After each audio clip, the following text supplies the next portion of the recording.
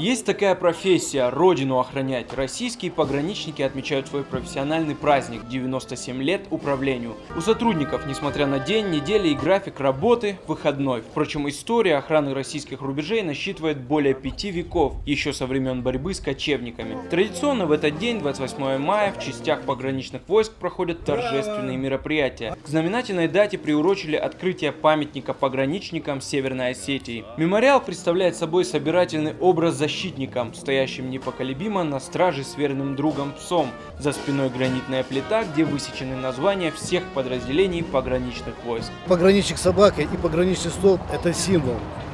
Символ наш пограничный. Нигде в других войсках нет такого, чтобы на охране границы, кроме как войска МВД, использовались так активно собаки. Собаки у нас вообще в нашей истории первыми начали использоваться в охране границ в 24-26 годах.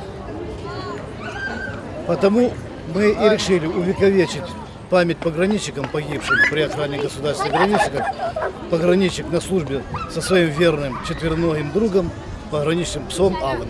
Защита рубежей Родины во все века считалась делом храбрых. Пограничники готовы в любую минуту принять на себя удар врага. Главная их задача сегодня – пресечение попыток незаконного проникновения на территорию России и предотвращение террористических актов. Артем Балатаев, Земфира Лалаева, Михаил Безуглов, Осетия ТВ.